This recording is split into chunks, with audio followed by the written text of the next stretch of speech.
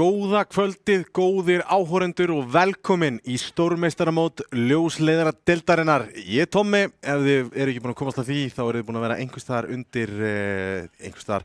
Allavega, Jói, þú ert komin enn og aftur. Þú ert að fara að loka þessu sjói með okkur. Þú eru allan tíman. Já, alla leikina. Er þetta ómikil orka fyrir þig? Nei. Alls ekki, sko. Mjög spenntur, þetta er náttúrulega stærsti leikurinn sem við fáum. Það er nefnilega það sem er dálítið skrítið út af því að við erum að fara að fá sko eigum við leik kvöldsins bara til að fá upp á, já, hann er bara hérna. Þór Dusty, þú veist, hversu margir úrslitaleikir eru búin að fara í þetta?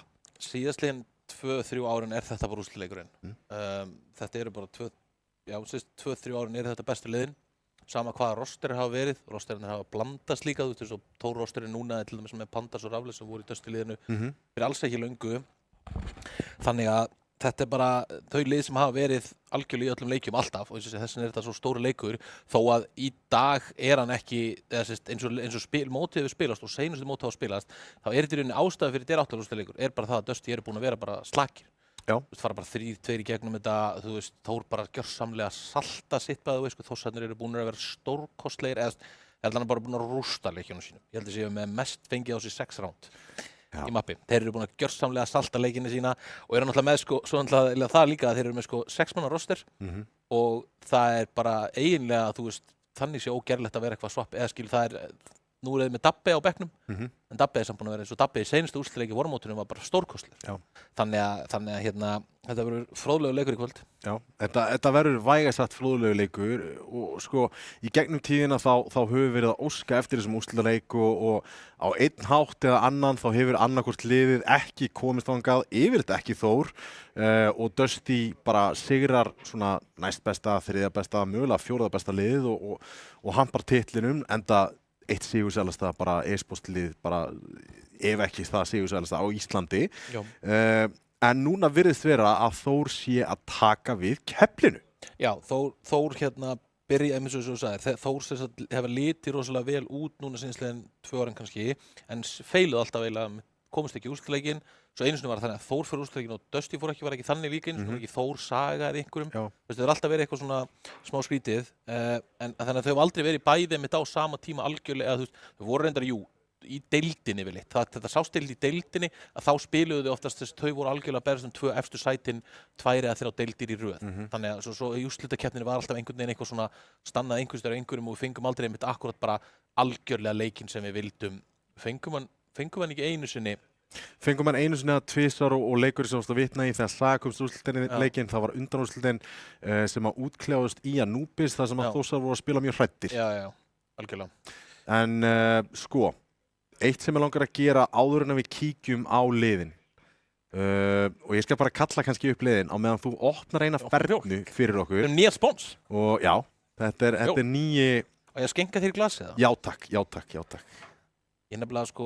Síðan skálu við og fögnum því að hafa eignast nýjan vin í mjólkursamsölu. Það er smá sko, ég er svo vanur, ég kaup mér alltaf D-vitamin betta. Já. Þá er hún með hérna skrúðtapanum. Já. Þetta er orðið major vesen alltaf sko. Skál. Ég ætla að södra mínu. Ég nefnilega drekk mjólk. Þetta er heldur gott. Ég get alveg drukkið mjólk bara, þú veist. Fæ mér hann með ótrúlegustu hlutum sko. Bara þosta og... Gæti það alveg. Sérstaklega þessa mjólk, léttmjólk. Hún er það lítil eða svona léttvæg, skilur. Fæ mér hann líka með öllu sætu. Allt súkkulaði. Öllu sætu? Súkkulaði. Ok. Öllu kökum. Já. Þá fæ mér mjólk með alltaf. Já, ok. Alltaf. Áhugavert. Það dreipur alveg svona, minnst alltaf algjört möst með sko. Ég fengi mér þetta með... Skúffukaka og ísköld mjólk. Ok, það er enda geit. Það er alveg geggjað. Í þeim töluðu orðum þá ætlum við samt að kíkja á lið Dusty. Dusty, það má segja að þeir séu, bara underdogs hérna í kvöld. Þeir eru með þetta line-up hérna Þór, Pressi, Refuser, Alex og Icy Spicy. Spurning hvort að... Er það rétt? Spurning hvort að hann Stjáni Guli sé komin í staðinn fyrir Refuser. Refuser spilaði seinasta leik á móti... Já, við vorum að breyta þessu, þannig að Stjáni Gulli er á bekknum og... Icy Spicy komin aftur með Icy Spicy nafnið, hann var Flint eitthvað. Flint og þetta er magnað hvernig þú kemst upp með að reika á einhverjum nikkum, sko. Já, en allavega Já, þetta er þá liðið núna. Þetta er hérna, þeir eru búin, það sem er áhugavert líka, er það að þeir eru búin að spila þetta mót á, sem þeir eru með 6 leikmenn sem hafa spilað, en þeir eru búin að rugla mjög mikið í hverjir hafa að spila hvaða leiki. Þeir spiluðu leik daginn þar sem að Icy Spicy var ekki og þeir voru með þess að Refuser, Alex, Þór og Pressa. Þá var Stjáni Gulli og núna er hann Icy í spaðin fyrir Stjána í rauninni. Þeir eru að rugla mjög mikið í þessu og eitt af þess ég tók eftir þegar við horfðum á þá hérna á móti Kano. Þá hafði ég spekka demo með þeim í train með annar line-up og þeir breyttu þá út frá því í rauninni. Pressi hafði verið að fara að IVL defaulta. Hann fór inn. Bara því að hann með Stjána Gula þá skilur þú veist, það var Icy Spicy og Stjáni Stjáni höfðu verið að fara inn þegar þeir spiluðu, þannig að þeir eru líka að rugla mikið í þessu en aftur á móti eru samt núna, þú veist, það sem að þetta er þá í rauninni 3 úr þessu Fisher College liði hans Þorsteins og svo 2 í Pressa og Icy Spicy svona með þeim og þeir virðast vera að spila. Ég held að Alex sé að kalla og kallar þá í rauninni bara það sem hann er vanur að kalla með Fisher College og við sýndum svona myndi giska á það, einhver svona grunn af því. Áhugavert hvort að Pressi og Icy Spicy sé partur af þessu nýja Dusty line-upi sem ég vona að þeir sé að byggja akkurat núna því að eins og við höfum talað svona gennum tíðina þeir eru að fara að lenda í vandræðum þegar Þorsteinn er að flytja út og náttúrulega er að fara að taka þátt meira í þessari pro-senu í the US of A og spurning hvernig það mun vera út af því að nú er ég búinn að horfa á nokkra leiki með Icy Spicy og ég hef svo litlar áhyggjur að hann gæti verið liability hérna fyrir Dusty. Sko hann alltaf var rosalega óreyndur í öllu öðru en Puck Counter-Strike. Þú veist, hann er mjög impressive í til dæmis þessu Face It. Þú veist, ég talaði hann með 700 leiki og eitthvað 3000 elo. Það er bara impressive, sama hvernig þú reynir að setja það upp. Það er bara 700 leiki að grænda þetta mikið. Það er svo sem, þú veist, þannig að hann er góður í Counter-Strike. Hann er mekanikli mjög góður. Sko. Þú sérð það í rauninni þegar þú horfir á hann. Það er mjög fróðlegt að horfa oft á yngri gæja og svona, hvað þú sérð hvað þeir eru mekanikli gifted. Af því að þeir æfðu sér svo mikið mitt í einhverjum svona þú veist, aim-upum og þannig þeir eru ógeðslega góðir að mitt flikka á milli, þú veist, targetana og færa, þú veist, crosserinn rosalega fallega kannski myndur að segja, en aftur á móti er leikurinn svo miklu dýpri en það sem þú lærir á því miklu meira að spila leikinn. Þú getur spila leikinn í rauninni, þú getur unni round á því að vera með ömurlegt movement, ömurlegt aim, allt saman ef þú bara gera það samt rétt. Þú veist, þú tekur rétt ákvarðanir þó það sé þurfi ekki verið eitthvað frábæra ákvarðanir, bara ákvarðanin að lifa hér eða lifa þar, drepa tíman, þú veist, það getur skipt svo miklu máli. Þessir gæjar eru svo mikið líka bara svo heads on í til dæmis það, þessir eimerar að það fara líka alltaf í næsta fight og næsta fight og næsta fight og þú veist, þannig að þetta verður svolítið svona auðvelt að spæra oft í það að missa sig og gera mistök. Þú veist, ég man eftir við séum þetta Æsa, hann er með impressið, hann svo gera hann mistök bara svona blöndera sem er rosalega erfitt fyrir sérstaklega gæja sem eins og Þorsteinn sem er búin að spila leikinn lengi á háu leveli. Það er eitthvað erfiðasta við það þegar þú ert búin að spila leikinn mitt lengi og þegar þú ert búin að spila leikinn lengi mitt á kannski vissu leveli, þá er rosalega erfitt þegar þú spila með aðila sem spila leikinn í rauninni bara það sem er á vissunátt bara svona rámt. Auðvitað er mjög mikið verið að brjóta stereotypuna hvernig leikurinn er réttur og rangur nú til dags, síðast þeir spila allt öðru svo það. En það eru samt vissir hluti sem þú átt í rauninni í 99% tilfellum að gera. Sem að þessi menn gera stundum ekki bara, þú veist, þessi sekúnda til að lifa lengur, það er einhvern veginn alltaf reynt að klára hlutina strax, gera það á einhvern svona flashy hátt eða eitthvað, þegar þú gæti verið að klára það á auðveldar eða þannig. Þannig að það er eitthvað sem þeir þurfa að læra þessi strákar líka, að leikurinn spilast í rauninni á fleiri levelum heldur en bara á góðu flikkemi, sko, þó að það sé algjörlega í rauninni undir staðan og getur komið þér ofboðslega langt. Það er bara þannig, þú getur grændað upp í 3000 elo bara því að vera aimer og bara, þú veist, bara brute force það þannig, sko. En svo þegar kemur í einhverju svona leikjum sem á pressu og það er verið eins og pælutunum með einhver strött og svona, þá geta menn oft get lost in the sauce, sko. Þess vegna finnst mér svo áhugaverðir svona leikmenn eins og hafa komið upp á yfirborðið núna fyrir 2 tímabilum senast. Eins og Stjáni Guli í rauninni, maður sem spilar akkerishlutverk, þú veist, hann er by far ekki, hann er alls ekki lélegur í Counter-Strike, en hann ákveður að taka sér stöður á mappinu sem að er mjög viable fyrir liðsinn. Já, en það er ekki eins og víst hann hafi ákveð heldur, það getur verið þannig sérst líka og eins og gerist náttúrulega oft náttúrulega þessu, hann fer í eitthvað, það sem að þeir gerðu öðruvísi sérstaklega, þessi Stjáni Guli Pressi, þessi kjarni, þeir byrjuðu strax í liði íslensku liði. Þeir fóru strax að spila íslensku mótin. Þeir hétu held eitthvað íslenska anime samfélagið. Þú veist, ég komst að því daginn, þá var eitthvað, já, þeir eru búin að skrá sig heil lengi í mótin. Þú veist, ég spilaði á móti pressa á þeim 2019, bara randomli daginn var ég að skoða og sá það, þetta upptök af því. Þeir spilaði á móti pressa bara þegar hann var miklu yngri og þá var heldur líka Stjáni með. Þannig þeir fóru í gegnum svona, þeir lærðu þetta með Íslendingum og liðsmönnum.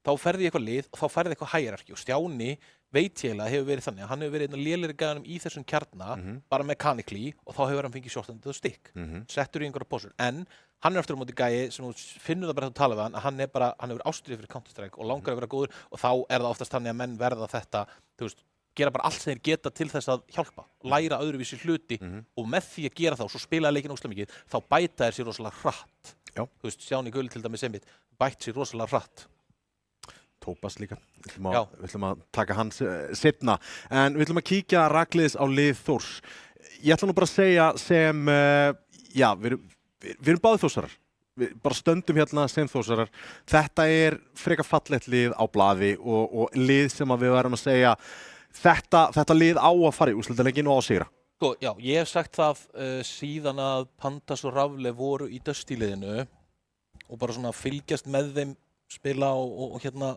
þú veist, já, maður spila aðeins með þeim séð og spila hlusta og þeir stríma og komsa þannig að þeir eru tveir af spilurunum sem eiga að vera í besta liðinu þetta dúo þeir eru með það hátt CS-IQ spila á það háu leveli að grænda sig upp í þetta báðir tveir í rauninni algjörlega þannig sé sjálfur bara koma báðir inn og fara í gegnum til dæmis Dusty Academy báðir grænda sig upp og eru bara finnst mér eins og því, svona tvenna sem ég myndi bara eins og þú spurði landsliðan, ég segi ég myndi alltaf bara byrja bara með Pandas og Rafle af því að þeir eru í rauninni Pandas er náttúrulega algjör vassanhýfur gerir bara svona segir hann að gera algjör hermaður og það er bara besti eiginleiki sem hún getur fengið í svona plug-in-leikmanni og Rafle er orðinn svolítið svona fjölbreyttur hann er orðinn miklu betri ræfler en hann var af því hann hefur gefið vappan upp hann er samt óbáslega góður af vappanum hann er rosalega klár hann er rosalega nörd í Counter-Strike kann allt draslið og spilar mikið yfir mitt sjálfur grænda sig upp hátt þannig að ég er mjög hrifinn af þeim og þannig er ég samt með gæðina sem í þessu liði myndi ég samt ranka fyrir eða skilju ég hef ennþá skemmt meira gaman af hinum þú veist ég er unreal blikkfann það er bara leið og það kemur 14 ára gæi sem er svona þá var ég bara og líka hann komur þú veist hann kemur úr Þórs Academy hann er bara frá Akureyri þú veist hann er mjög ástæðið og svo Peter og Tony alltaf var með Tony sem leikmanni þú veist bara þjálfaði hann þegar hann var Dusty og í præminu hann er bara frábær og Peter er náttúrulega bara strákur sem ég bara þekkja mjög lengi og þannig að ég á mjög erfitt með að vera ekki bara fan af þessu lið og svo náttúrulega að spila undir Þórsmerkjunni er bara algjör bónus ef þú veist eitthvað mig sko. Já, nákvæmlega og það er engin tilviljun í rauninni að Þór séu komnir á þannig stað sem þeir eru núna því þetta tók alveg smá tíma, smá grænd á ákveðnum leikmönnum sem eru í þessu liði leikmenn búin að koma, fara koma aftur í rauninni og þeir eru búin að púsla saman núna ætli þetta sé eitt hæfileikaríkasta lið sem að Þór hefur verið með. Já, og sko bara eins og ég sagði á hann, án þess að tala niður til Dabbe sem er búin að vera frábæra mjög góður svona vasenni sem er ástæðan fyrir að geta plugg honum inn er því að hann myndi bara fylla í líklegast öllu rólinn. Að þá er þetta lið hérna sem kom á pappír að þetta er einu bara blikk inn fyrir Dabbe þar. Þetta lið þarna er einu bara svona, myndi ég segja í dag bara draumalið. Ég eiginlega myndi, að því ég myndi tala Pandas og Rafle sem svona kombo, þú veist, blikk er bara, þú verður bara að vera með hann í sem ég segi besta leið landsins og svo fyrir þessu Peter og Tony er bara, þú gætir alveg swappað inn einhverjum Edison og Þór eða eitthvað þannig, en ég er Peter og Tony fan.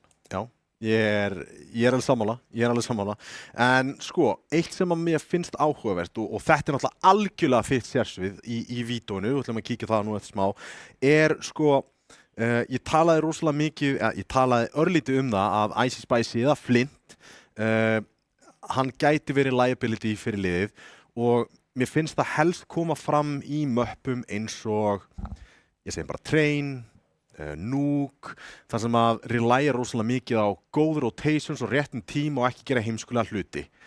Það gæti verið að effa dálítið upp fyrir Dusty fanandi inn í vídeóið það ekki? Já, ég svatti það sko, ég skoðaði þessi vídeó og það var tiltölulega erfitt fyrir mig að gjörsamlega, yfirleitt getur þú nelt þetta niður næstu og sérð þegar er alltaf vídeó en þetta ætti að vera að Þór vídeói Mirage og Dusty vídeói Dust 2 Dusty hins vegar pikkaði Dust 2 í seinasta leik á móti hjólun og enska reyndar, höfðu fyrir það alltaf vídeóða Þórsar eru búin að pikka og velja þannig að ég veit eiginlega, ég held þetta fari í íslenska púlið, Nuke, Ancient, Anubis, Train en svo spurning hvað af hinnu kemur fylgir með og hvernig gera þetta. Ein spurning, hérna er Þóra Vídeódast 2.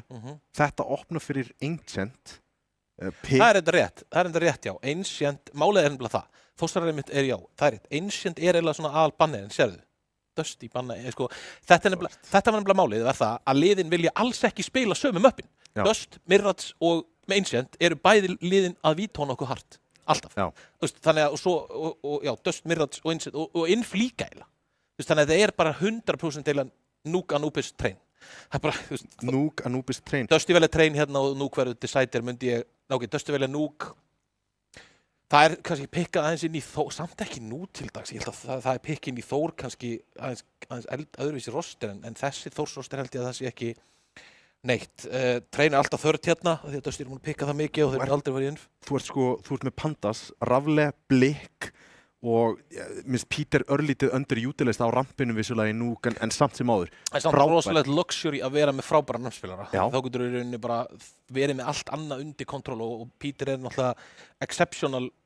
Það ofboðslegur luxus að geta sett leikmann svona einan á báti og hann bara, það eru engin vandamál. Það er mjög mikill kostur, sko.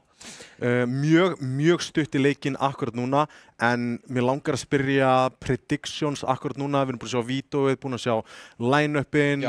Þú veist, við erum að fara að byrja í Anubis. Hvernig heldur þetta að fara? Ég held að Þór vinni Dust 2-0. Þú veist, bara, utan við alltaf bara, hvernig Dust er búin að spila í þessu Swiss-system og þannig, og Þór líka, bara horfandi á það, horfandi aðeins forsöguna fyrir þetta, hvernig Þór eru búin að líta út í, ég held að Þór sé bara, þú veist, ég sagði það fyrir mótið sjálft, að Þór eru bara, þú veist, bara super favorites í mínum viti fyrir allt mótið, þannig að ég gæti ekki stikka vanna heldur en að halda þeim í 2-0 hérna en Dusty, eins og við erum að tala, Dusty samt náttúrulega Þorstein F og þetta, alla þessar Fisher College og þetta er svolítið svona wildcard fyrir okkar kannski. Algjörlega, en live förum við Anubis. Pikkið hjá Þór og fyrsta rándið, það er AXX og þeir eru kominir framalega, Icy Spicy, reynir að finna einhverju entry hér, Peter komin í rotatið, ennþá tverinn á sætinu, en nú bara Peter þarf að fara að hýta einhverju skotum hér. En hérna gæti þetta farið til fjandans, reynir að finna frögginn, en það verður að þjarma að frá öllum áttum og þetta hlýtur að vera fyrsta rándið til Dusty. Lítur algjörlega þannig út, Þór með telsamt, eða þess að þeir voru vissir, svo að Pandas var með grenuna sæt, grenaði leið og smókin kom, að þú sást að þeir stóðu hérna einmitt við innganginn. Þannig að hann grenaði algjörlega inni, hann tekur á Þorsteini og þeir voru með 2 tilbúna í þristinum, en Dusty treyta mjög vel og... Blikk! Ekki sjans á að diffusa bombuna, hérna getur hann fengið $300. Pandas var með kittiðinn og sæt. Já, bombarnið það það langt, sko. Pandas var líklega samt með kittin og sætið það með grenu. En þessi, fróðlegt, Þór virtust vera nákvæmlega vissir hvað það var að gera. Og hvort það hafi ég bara man ekki til þess að sé Dusty fara í hann, minnist að ég hef séð með Dusty taka svipa pistol í Anubis. Þannig að þeir eru tilbúinir í þetta en það virkaði samt ekki. Þannig að það er fróðlegt. Já, instant kaup á M4 droppað yfir á Tony og við höfum verið að sjá hjá Tony að spila B-sætið í einmitt Anubis. Hann er algjört törrett að koma M4-unum í hendun og honum gæti verið gulls í gildi. Algjörlega, hann er stórkostlegur á þessum B-sæt sem er ógeðslegur bómsætt. Ógeðslega erfitt að halda honum, en hann er mjög oft góður fyrir tveimur. Kemur ekki að sög, það er enginn að pússa, en jú, vissulega, það er að pússa. Sjáum við, hann er komin út gluggan fjarkinn og hann kemur í bakið á þeim. Þetta er skemmtilegt take, en Alex komin í góða stöðu þarna í þristinum. Það er óskað eftir hjálp hér og Peter með digluna gerir vel, Alex low og Peter klárar núna bara 2 eftir. Forsið að virka. Og 2 sko, mjög svona ótengdir leikmenn myndur þú segja hérna. Refuse er búin að spila svona fæst, Alex er búin að spila mikið af leikjum, þannig að það er ekki þekkja meira. Refuse er búin að spila mjög lítið og Icy Spicy þetta getur verið bara inn á fyrstu leikjunum sem þeir spila saman 2. Þannig að þá er þið saman í klötsinu og getur verið svona, það er allavega örugglega ekkert svakalegt chemistry. Refuse tekur eins og kill hérna, eins og að fara þær í akkur, en var Peter ekki arm, sástu það? Hann droppaði koltinu mentallega. Nei, það var enda Blikk sem að gera það. Ég held að það verið digla mögulega lítill armor, var ekki... Þeir eru rosalega vissir flankið og Tony er að koma frá strönd. Vá, hvað eru vissir hann að flanka? Fyrsti, en vonandi... Þetta Refuser bara enga veginn tilbúin í þetta, mögulega eitthvað ping difference þarna sem að skiptir sköpum, en Já. Tony M4 Fróðlegt, þeir hljóta að hafa einhver hefur kallað miskom sem sagt að þeir hefur heyrti, þeir voru bara alveg vissir að hann var í bak. Þannig að hann tekur svo sem fyrir gæðan þá alveg frítt, þannig að hann var að vinna bara 1v1 þarna, mjög vel gert til Tony og tekur strax hérna, þeir vinna þetta Force, Coltin borgaði þessi algjörlega þarna.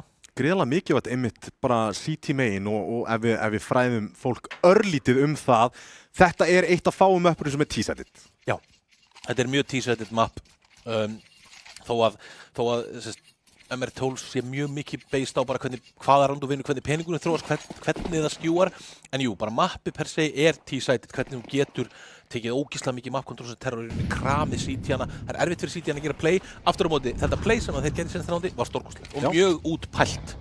Smókin sem lendaði í middinu blokkaði hvernig hann komst í vatnið, það var McDonald's smók líka til að covera þegar hann komið þar út, þannig að þetta var mjög flott play hjá Þór. Rafli í vestinni, Plasti kemur, Plasti er gott, það er 2K og Rafli og hjálpin er komin, Blik með MP9-una, stóískur en grensaður og það eru 2 frökk hérna í röð fyrir Dusty, Pandas hins vegar komin í rotatið, MP9-an, syngur þetta var skítut, var þetta no-zoom?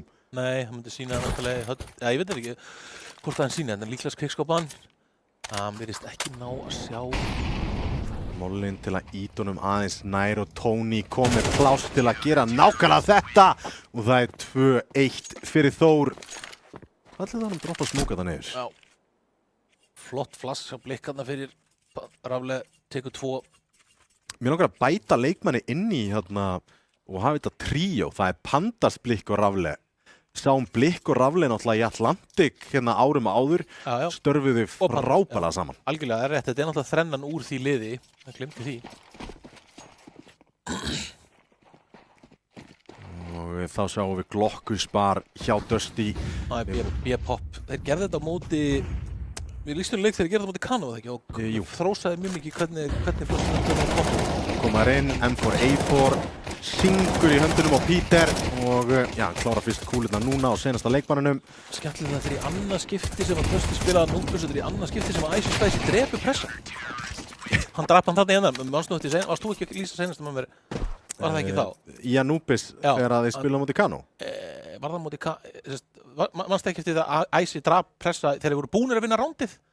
Þetta var akkurlega með Óla, þeir eru búin að vinna rándið, voru á terspóni og Icy svona dökkar á honum og skýtur hann í hausinn og svo voru webkaminnar sem það var mjög fróðilegt að sjá webkaminnar að pressa Icy eftir það, þetta var svona eitthvað, ég veit ekki, þetta var eitthvað svona skrítið moment, eitthvað troll eða eitthvað sem var mjög spes.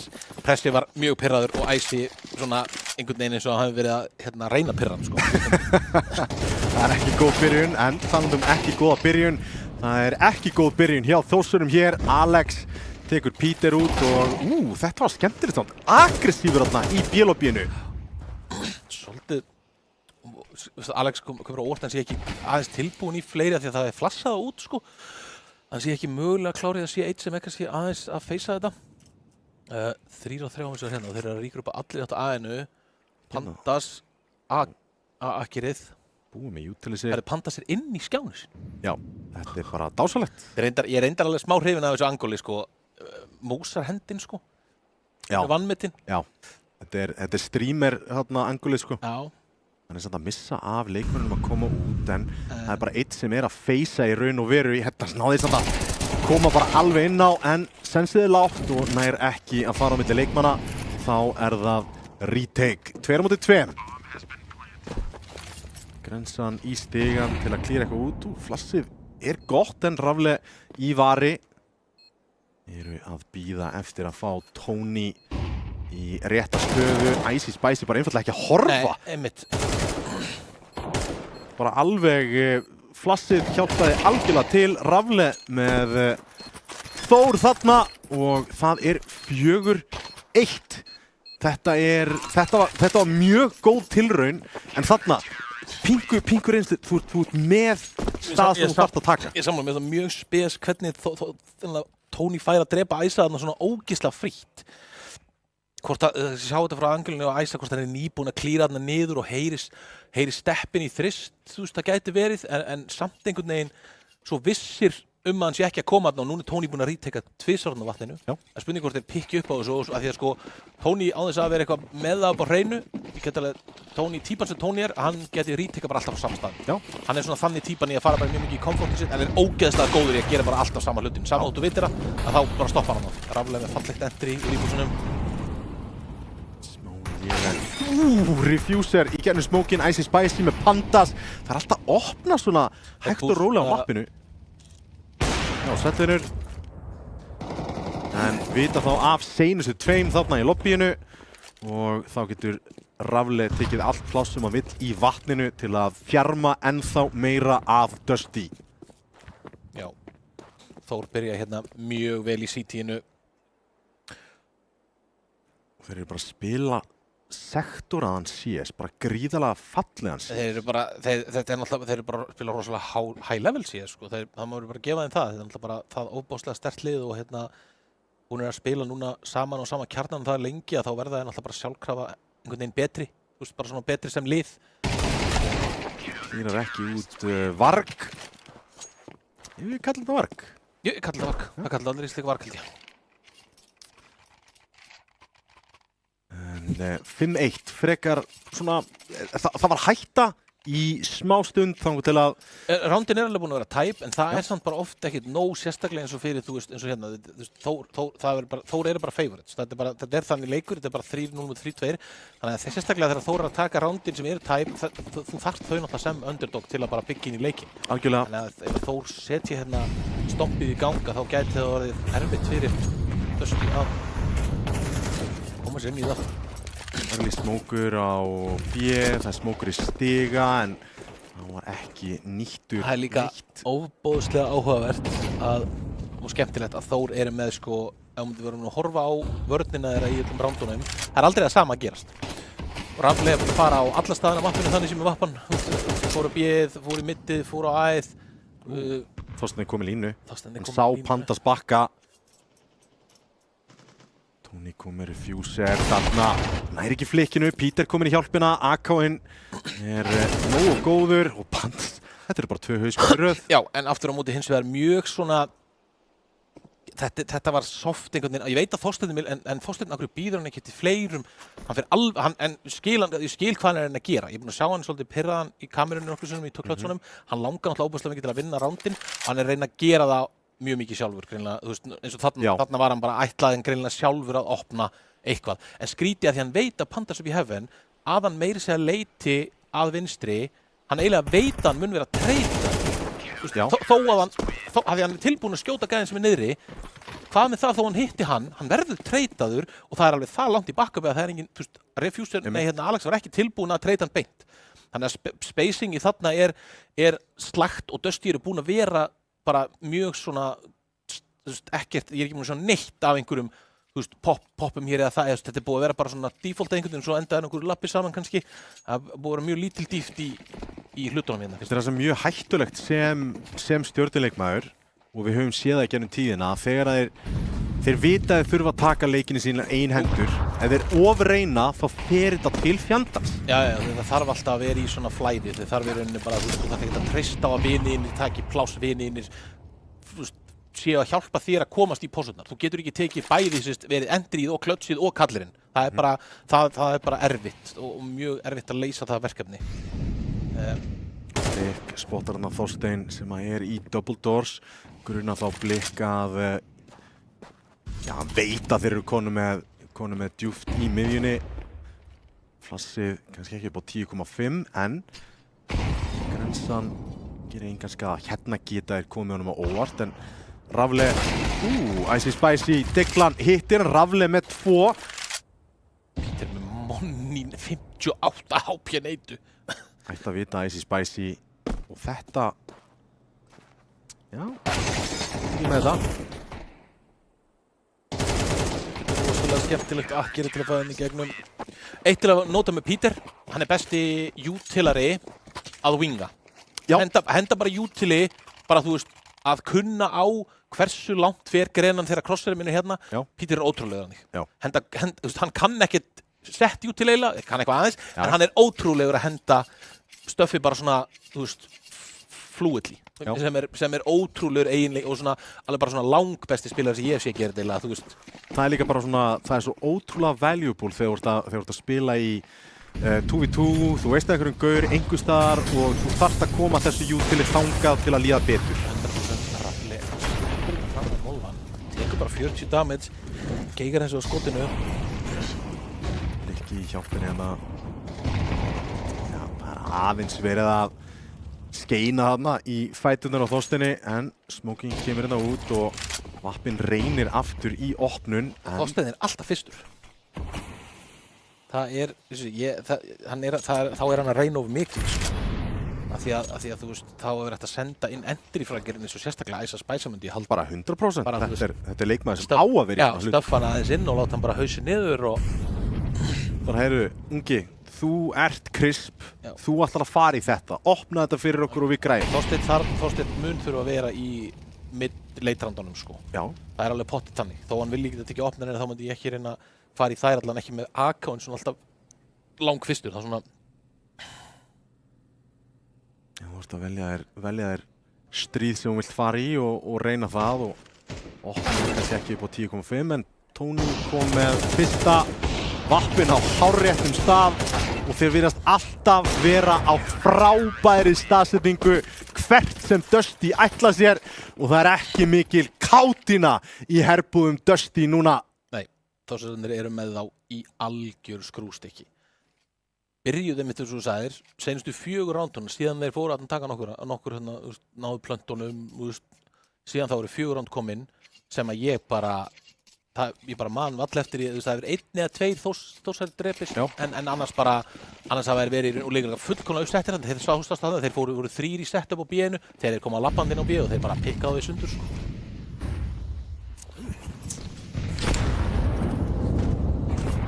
Koma þeir frá e-bóksinu, það kemur stöff fyrir þá, það er mollana út. Konum með sætið en þeir eru í þægilegum pósum hér, skildi bomban fara niður, gerir það Grenstan. Raflega. Já, Tony, það er alltaf að fara til fjandans hérna. En aðeins Þór eftir plassið, flýgur en he is not long for this world, eins og maður segir á góðri íslensku. Eitt komin á bombuna og þarf ansi mikið til að fara. Já. Raflega getur sjálfum sér kent þarna. Leikpur hann í gegnum smókinu. Tony refsar honum bara. Peter á 16k, 12-4, Rafle 12-4, Tony 13-13.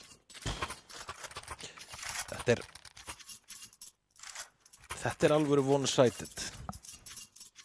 En statement. Það er ekki búið að fara af bensíngjöfinni þrátt fyrir að vera 9-1 yfir. Nei, og ég heldur mun ekki gera það hér, sko. Ég held að þeir mitt, sko, þósararnir hugsi fyrir en leik, þeir ætla sko að rústa þeim.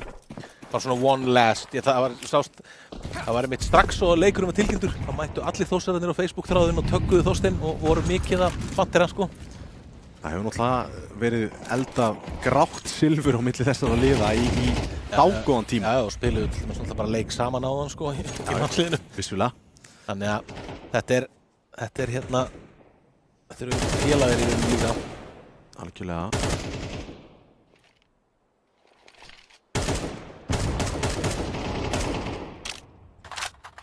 Alex vinnur Tony. Æsi Spæsi fallinn, 4-4 akkur núna. Pressi komið blikk og þetta opnar töluvert. Hér þarf Peter að standa í lappirnar. Alex, hann ætlar að bíða eftir rótitinu í B. Alex hlýtur á að heyrt þetta. Hérna er miðjan að flassa fyrir Yellow. Ég ætla að segja, Rafle, þetta vissi ég ekki eins. Þetta er bara stórfenglegt. Þetta er alvöru backup. Þekki þetta og hérna. Þeir. Wow! Þeir eru bara... Já, ok, ég held að Peter ætla að líka vera að því ég ætla að segja þeir verið stöður sem sé að lesa þá. Bomban er að fara á aðeins, sko. Alex að feika, Peter smókaður út. Fjarkinn er að pússa lobbyið og verður gripinn. Heldur betur, en tvisturinn er komin í rotatið. Já, Anders er við hefðin, það er smók í lobby. Hittir... Nei, Þorsteinn! Mollar þá út! Nei. Þeir smóka það. Þetta fyrsta, en hann er lárið það inn á, fyrir hann á platti og Alex!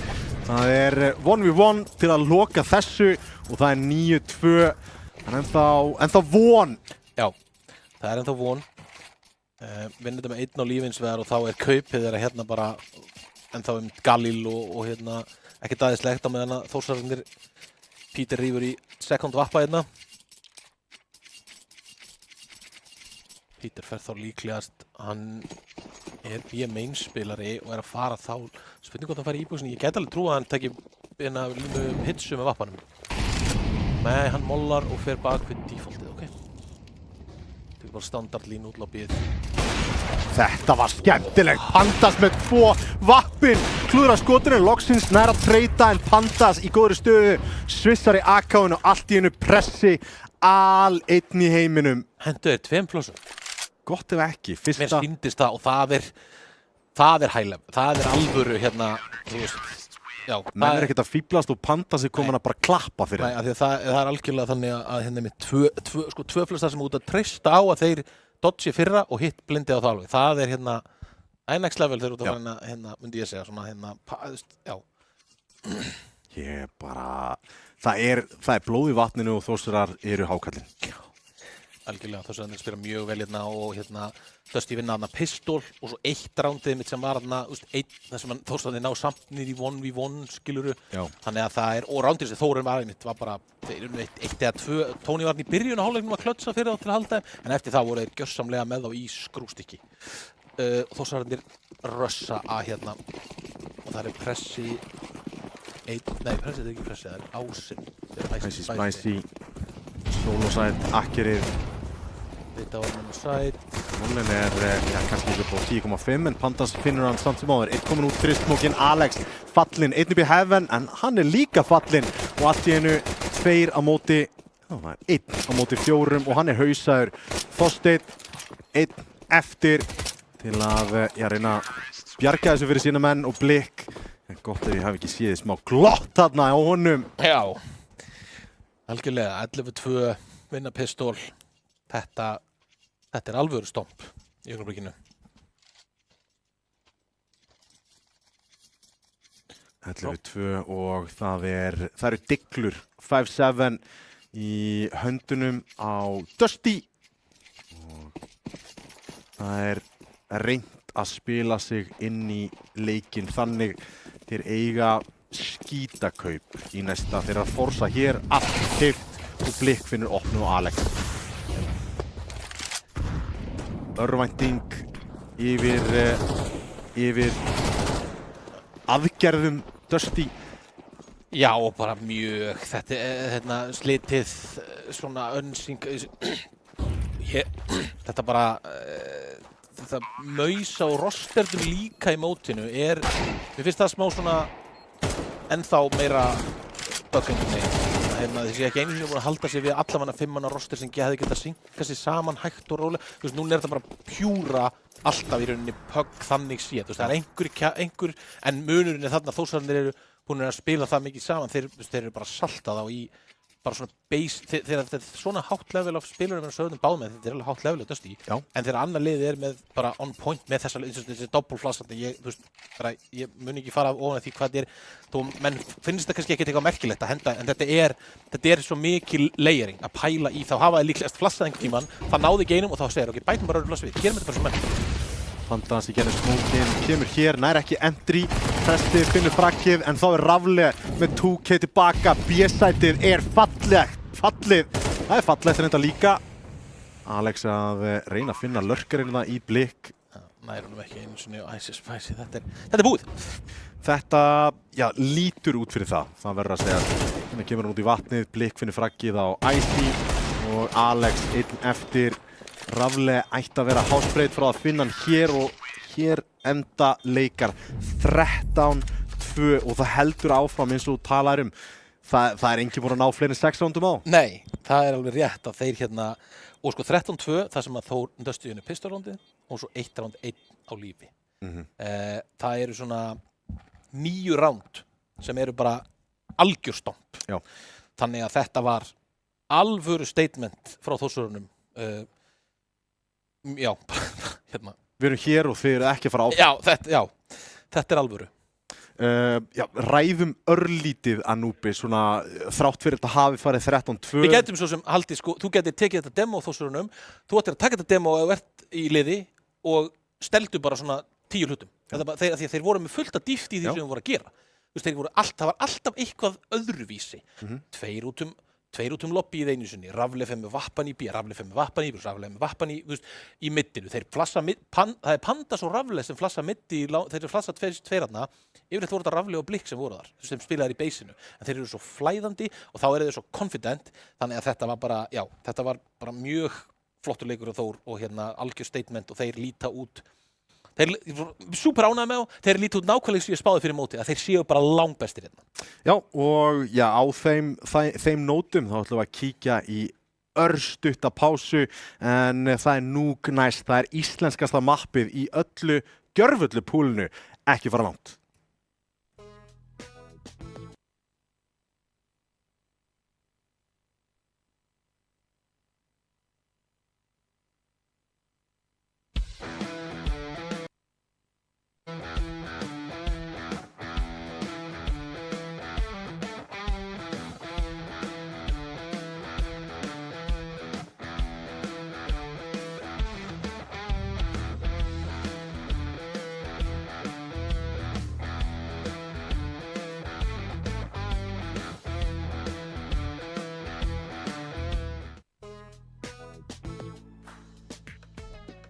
Það eru þetta allir góðir með mjólk.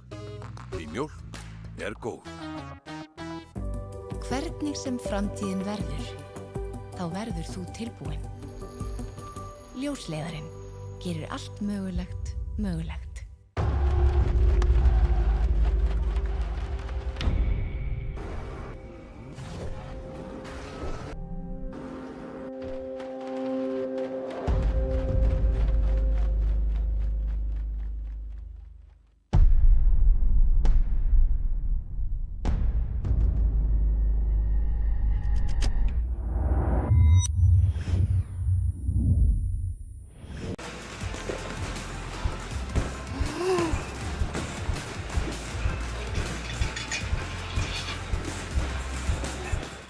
Red Bull veitir vængi.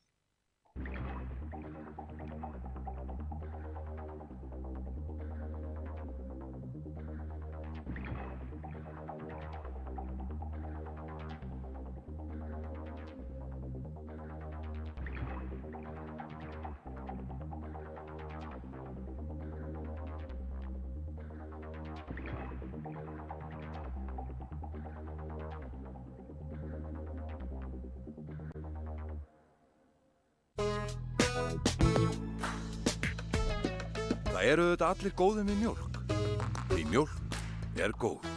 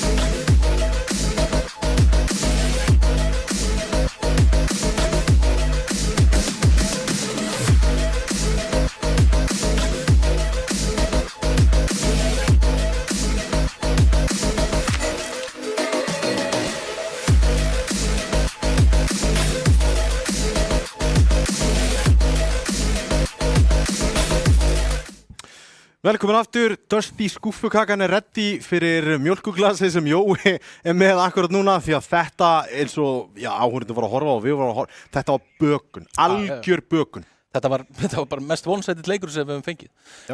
Algjörlega og bara mitt líka ekki bara mitt skorlænið, þú veist, 13-2, þetta var líka bara inn í rándunum, það var rosalega mikill munur og eins og ég sagði hann senast í Anubis Þorsteinn þegar pirraður strax, þeir töpuðu þarna 5-1 rándinu sko. Ég held að hann hafi verið mjög pirraður í lokinu og það er mjög fróðlegt að sjá hvort þeir ná að rífa sig upp úr af því að við erum að fara í núk, Pikki hjá Dusty, Þór fara að byrja í City.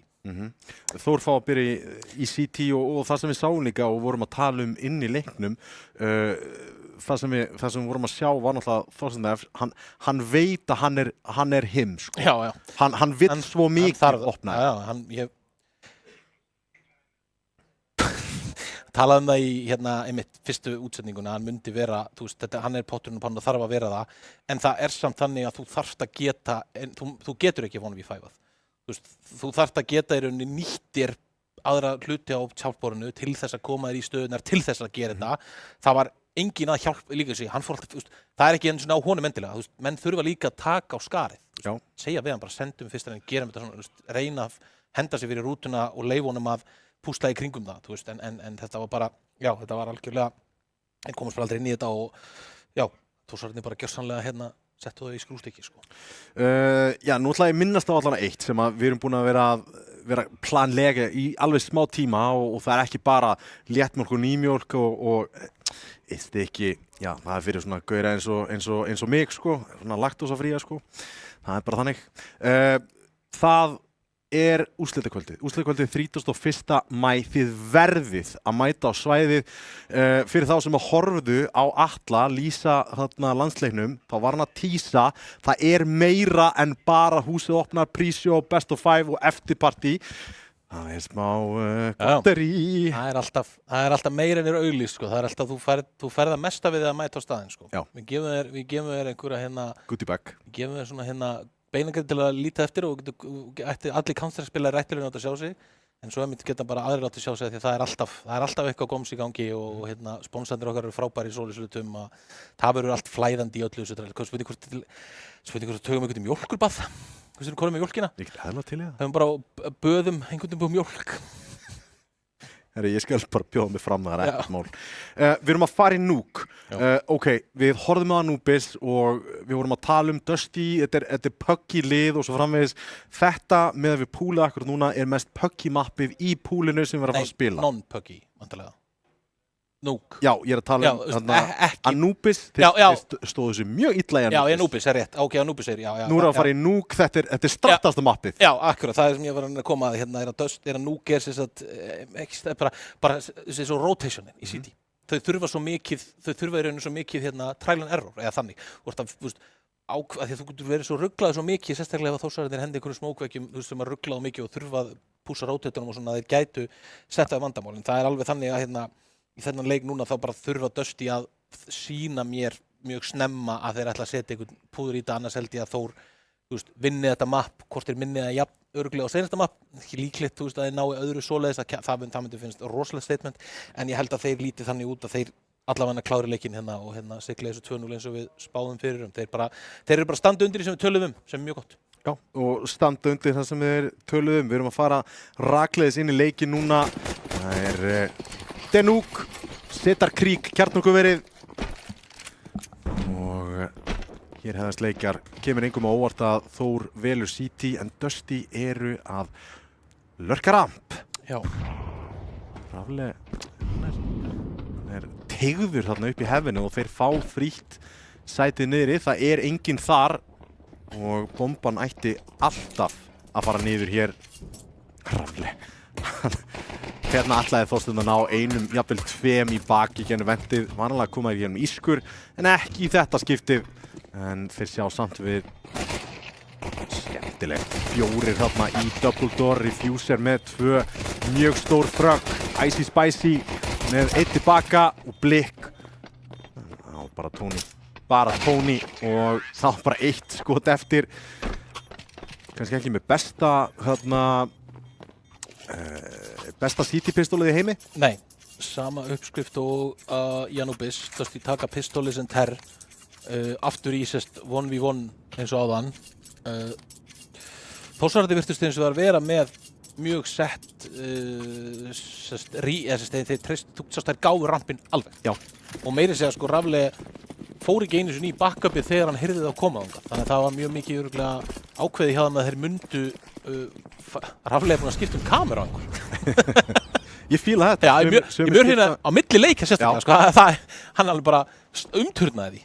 Ég er að fíla þetta. Þetta er svona að gefa nýtt lúk. Ég er alltaf, ég er mjög samlega menn hér með prófið mitt, sko, með kamerurnar og reyna að láta þetta lúka vel, sko. Alltaf hrifin að því, sko. Þorsteinn þarna í Rafle. Peter eins og að finnur Icy Spicy.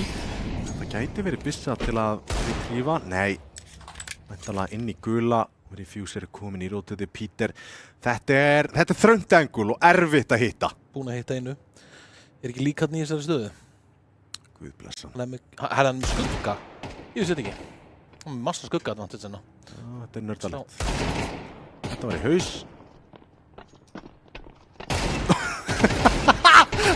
Hvað er þetta? Ég á ekki orð og allt í einu fóru þeir í 2 á móti 3. Peter með 3 degluskot og Pandas. Nú, nei. Hefði getur verið betra, ekki alveg nóg djúp, en grensan kom frá öðru angula en blikkar í. Þeir gera sig grein fyrir því að finna Pandas. En þessi sækir og það er gamli liðsfélaginn Blikk sem liggur í valnum og þá er Tony einn eftir. Deklan hans er ekkert til að skamma sín fyrir. En þessi í góðri stöðu til að eiga við þetta og loksins hefnast þetta og hann andar léttar.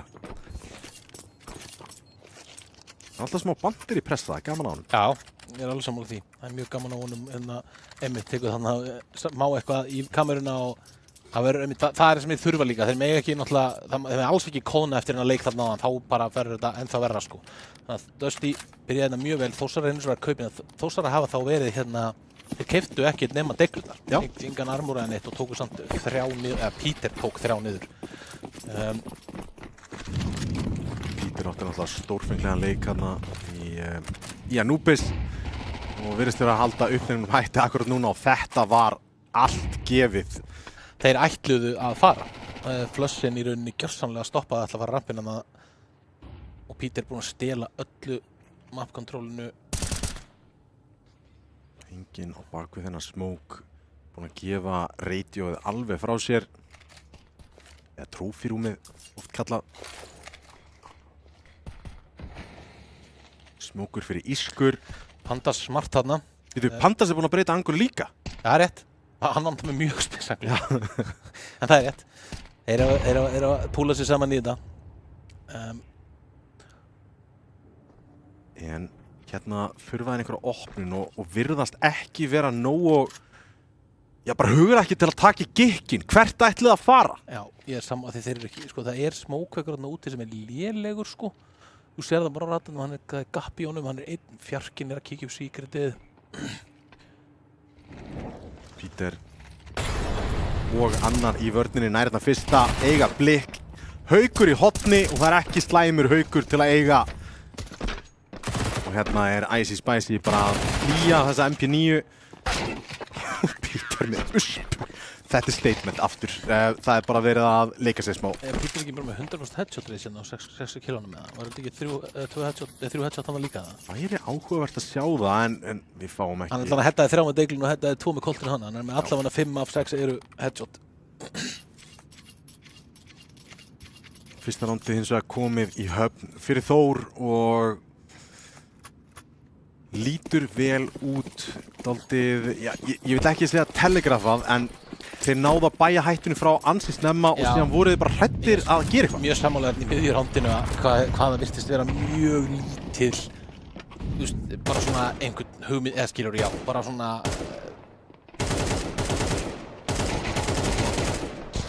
Nær hann að bakka hérna, klára skotin, nær að fá uspuna upp! Hvernig fær hann að gera þetta? Og nær þá þessum alræmdu tveim í holdi sem að við tölum að sé algjört must. Og og þá voru þeir 4 á móti Alex 3. er með bombuna hérna fyrir utan venti og smókin. Nei, hann er ekki að fara, hann sleppur. Nei, Þorsteinn er með bombuna. Þorsteinn er bombuna. Já. Hvar, já, bomban er þarna á mínumöppinu. Þetta er kameran sem er. Já. Væsti. Gott spray og hérna náður að gera einhvern skafa. Spurning hvort hann hefði átt að nýta tækifærið og... Þeir eru á glokkum nefnilega sko, Alex og Þór, þetta er því miður. Og þessi gerir heila náði þetta að killa hann aukalega.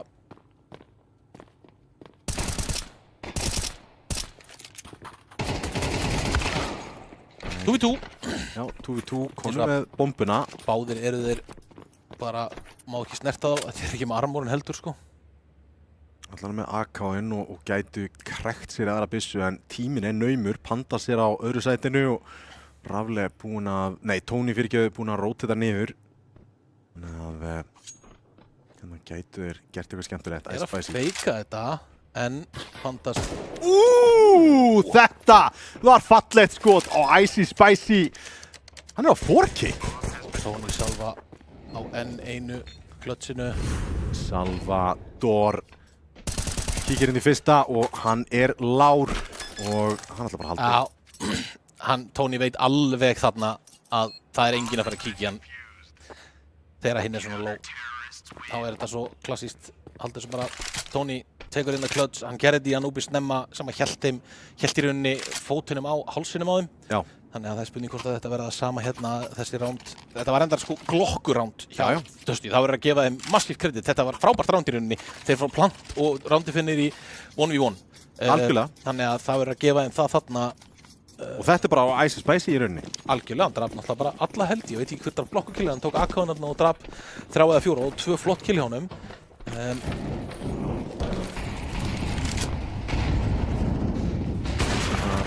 Þorsteinn er í vesinni, hittir ekki þessum vappaskotum og blikk. Náðist kameran á Þorsteinn, hann keypti þennan vappa þarna og er svo ónæði með MP-9 og það hefur verið alls pirrandi. Já, það er dálítið pirrandi.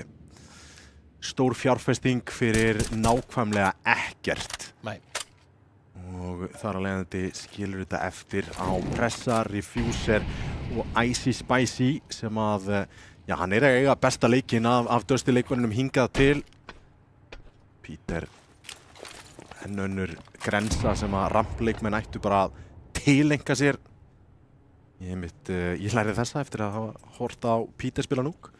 Nota hana yfirleitt þegar að mér er hent á rampin. Samin að Þór eru komnir í double setup og sko... Gerðu þetta mjög vel í að núbi sem voru að dobla upp. Já, þeir eru mjög góður að lesa og þeir eru líka að spila ofbóðslega vel af setupum og það náttúrulega kemur inn í þetta eins og við tölum Peter er svo góður á rampnum að lifa og böggast að það er rosalega þægilt að vera með hann í setupa því að hinn eru alltaf að horfa í hinn áttina. Já. Hann er svona háll sem áll.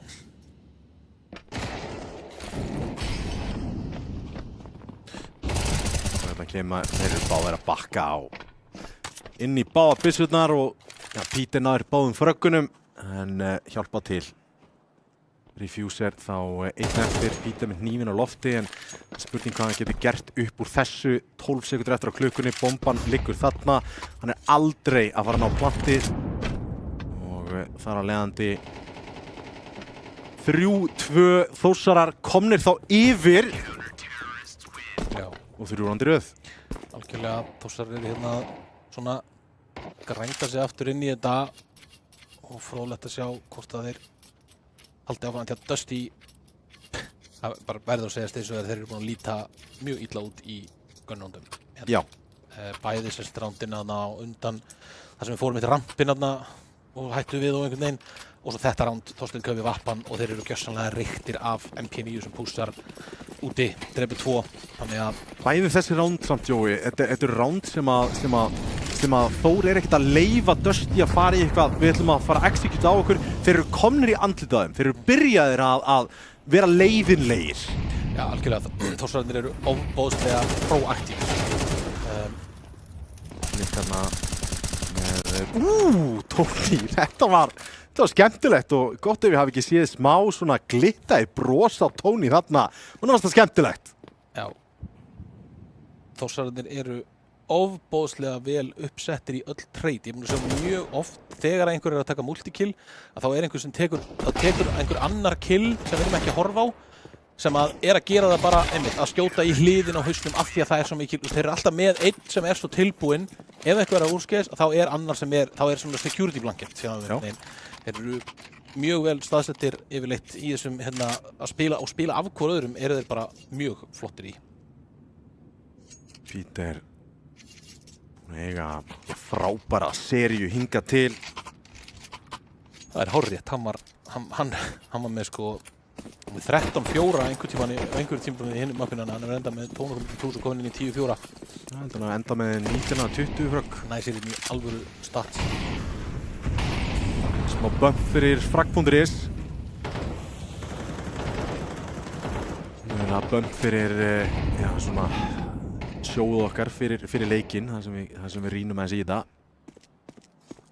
Blikk hins vegar litt útileik með Rafle komin á vappan, Icy Spicy fallinn.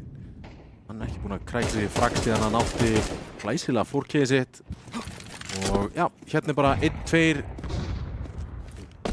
punsið hjá þeim. Það eitt sem að grensar upp og hinn búinn að spamma á hann. Algjörlega. Líka að leika sér þarna við hættuna. Heiti fara illa. Þarna var Þór aleinn. Hélt hann væri með play. Pandas með hann í vasanum þarna. Finnur Pandas Tony í rífrakkinu og þetta sagan endur þess að það rífrakk. Þetta bara, ef þú horfir á, það terri upp á ramp, nei upp á klett. Já. Þegar að það reynir gaur við viðbyggingaplay og svo út gula. Já. Þú veist, ok, Alex, flott killina, 2v2, en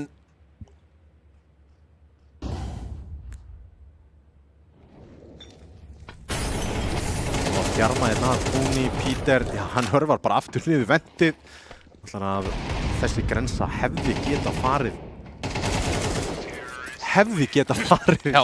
Og fært hinn. Auðvitað vinna Dusty þetta round, en þetta var bara ofboðslega svona, vinnaði bara á Alex með þrem flottum killum í rauninni. Þetta var rosalega, bara, já, ekki fallegt hann í miðjurándinu. Einn og einn leikmaður reynir í eitthvað, þú veist, strax treytaður einhvern veginn, þú veist, þetta, já, Þetta eitthvað sem þú sérð í lélegu face-it. Þetta aldrei sustainable alltaf. Nei. Þeir vinna aldrei 13 round svona. Það kannski aðal máli sem að maður að horfa eftir að, þú veist, að roundin sé mitt byggja á einhverju og sé svona lítið einhvern veginn út fyrir að vera einhver pælingabakku, en ekki bara einmitt.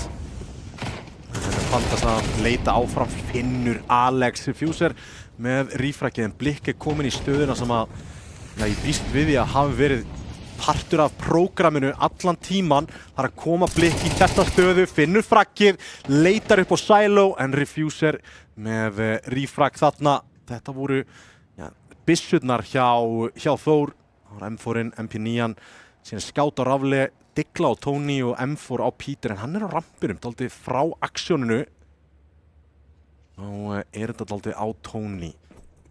Spurning hvort það ætti ekki bara að hópa sig saman og taka bara venddropp, já, gera það. En vitað það ekki, Peter ekki komin niður rampinn.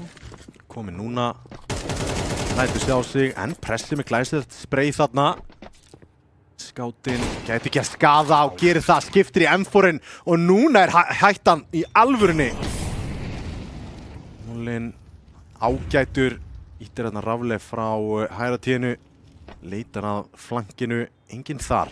Droppnuði vendið yfir í Fuser, heldur áfram að vera stór í þessu rándi fyrir Dusty. Spotta leikmann á Siloinu og þetta var bara ekki alveg nógu gott. Hann ekki með kit eða? Ekki með kit.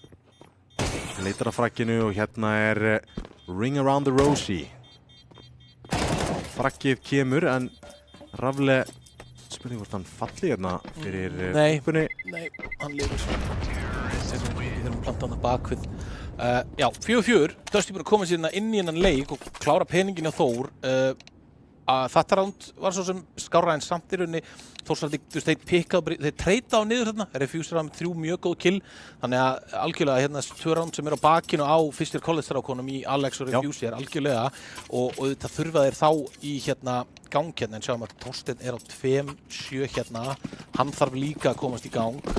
Hann þarf að komast í gang, en þarna sáum við allan að breytingu, það kom þetta, já, eigum að kalla þetta mid-round? Já, algjörlega, þetta var svona, var aðeins meira hérna syngi í þessu og hérna, þú veist, já, fara í vendi saman, ekki alveg bara einmitt í sitt hvort lægin að pikka í hérna miðju rándinu. Rafli hérna úti, felur sig, Blikk að skjóta með þessu í gegn.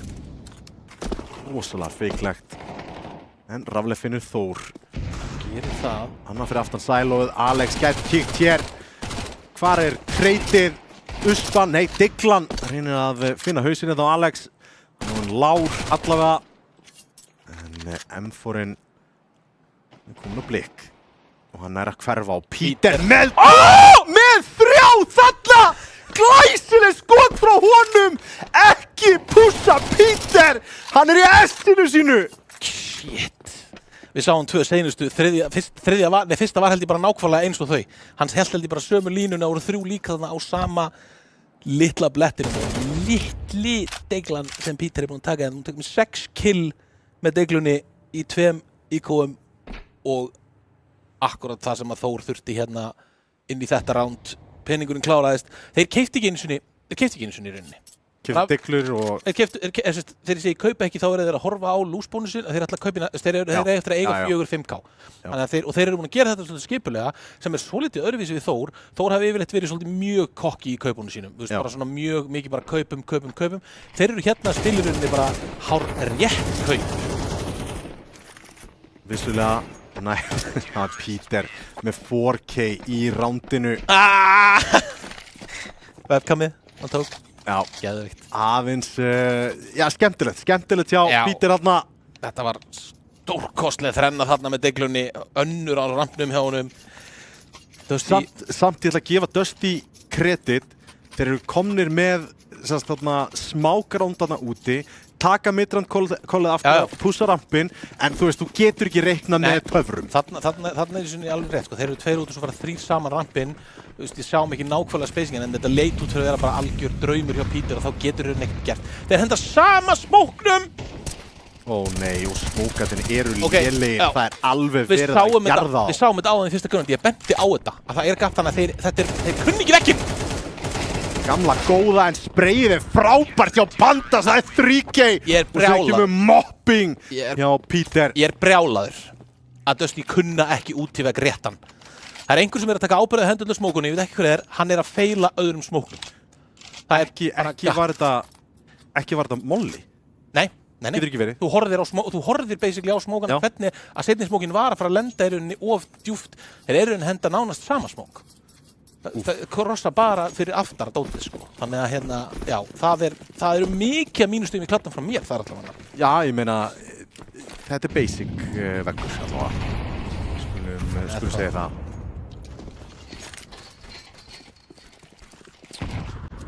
Eitthvað verið að sjöfla smókum hérna.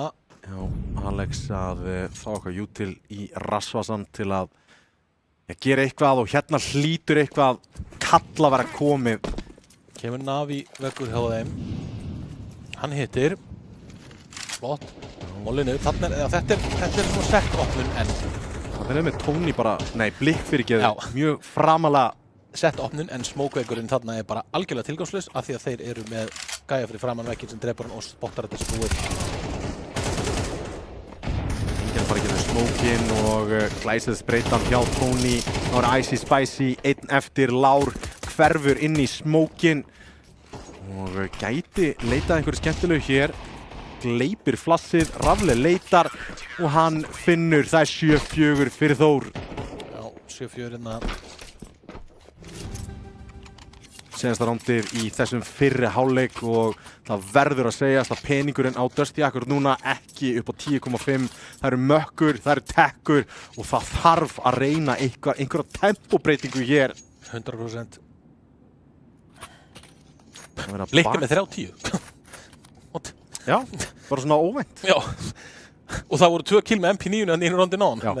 Hann er reynda búin að vera mjög selfless þegar ég tekið eftir. Hann droppar koltum, hann var uspað þannig í rondin á hann þegar tóku deglurnar og Já. notaði uspuna sína algjörlega til þess að beita fyrir raflegi í killinu. Einmitt. Þannig að það er mjög fínt að vita til þess að hann er hérna mitt eins góður og hann er líka tilbúin að spila hérna kannski mitt svona taka á sig öðruvísi ábyrgð og hjálpa liðinu. Ætli það sé breytingin sem að, þú veist, ætli þetta sé þróunin á leikmanninu sem Blikk á að vera. Já, bara réttu skrefin, ef þú hugsar þeirinn, þú vilt að hann byrja eins og hann byrji, bara svipað eins og Ice Spice kemur inn bara eitthvað svona algjör eimir, við heyrum þetta bara, krakki mættur sem við veitum hann ógeðslega hittin, ógeðslega góður, ógeðslega aggressífur, en svo þróar með þér hægt og rólega með þér neitt að spila, eins og hann er að fara í þetta máslið sem náttúrulega bara besta reynsla sem hann gæti mögulega fengið. Mætt líklegast ofboðslega mikið þar. Besta akademía í öllum heiminum, en inni ætlaði þeir að fara Pandas er einn í viðbyggingu. Já, wow, hún með hjálpina hér, þarf hann hjálp, ég held ekki. Rafleik komin í hjálpina, en Icy Spicy með 2 hérna röð, 1 á móti 2 og Peter búinn að droppa hérna á defaultið, tekur Icy Spicy og það er 8-4 og 17-6 Já. á Peter. Peter on a heater. Gjörsamlega að salta hérna í núkinu og sko ofan í þetta er mitt þessi 17 kilo inn í þessu er náttúrulega sko 2 round með 3K á deglunni sem að skipta höfuðmáli. Mandar ekki hvort þeir unnu Sigurðu seinna, töpuðu fyrra. Það endaði... Töpuðu fyrra? Já. En þú veist, hann er að gefa þeim sjens sem er ekki það eiga. Ekki vera að segja, tekur náttúrulega pen, en þeir með 3 gaura í spari, þeir vinna fyrsta gunnáti þannig að, og þeir Dusty voru glokkuspari í rándinu sem var 4. rándi sko. Af því að Peter drapast að 3 á deglunni, þannig að það er rampröss. Beint rampinn, Alex. Beint rampinn, Alex. Komst það. Hann er dingaður. Ógeðslega leiðilegt. Blikk kemur þarna eins og einhvers konar Bálbrandur bara. Bara skopparakringla sko. Þeir eru óþolandi þegar maður lendir í þessu, en þeir eru aldrei, þeir klíra hann út. Refuser, ef það væri kamera á honum þá... Já, vinur! Þetta var litla skotið! Og Icy Spicy og Pressi núna að klósa þér í hausnum. Ég á ekki orð. Fyrir inn um hurðin og lokar hann eftir. Já, þetta er... Kurteisi. Já, kurteisi og algjör bökun þarna. Vá, Já. Pressi bara brosir, það er ekkert sem hann getur gert í þessu. Hann getur reynt að ninja en hann er ekki með kit og þetta er algjört vesen. Það er fyrir að hönda hann í bókstala eina hotninu sem eru ekki múin að klíra. Það er verið að skrifa í chatinu, það heyrist. Pressi, já, hann er að fara að falla fyrir bombunni hér. Rafle ætlar að bjóða hann hníf, fellur með bombunni og 9-4.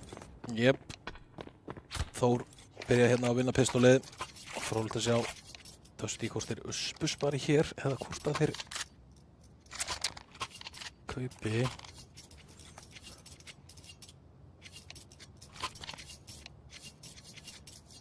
Það er uspuspar. Þorsteinn 2-12. Jep. Það er erfiður dagur fyrir franchise leikmann Dusty. Já. Það er það.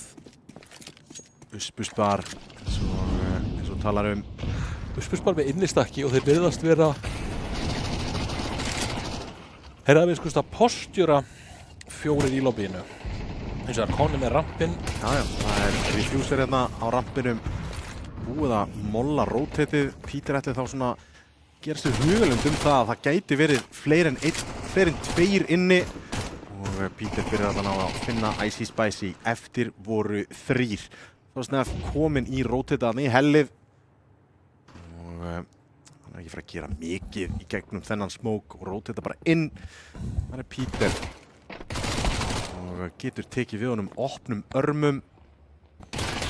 En það er ekki mikið aftur sem hann getur gert með þessa uspu á móti sem Mac 10. Og Rafle klárar þetta. Það er 10-4. Og það er stígandi með Þórsliðinu núna. Þórsararnir líta ógnvænlega út. Já, ef ég væri hinum enn í brakketinu, Vega eða Saga, þá væri ég að horfa á hann á leik og bara ok. Já.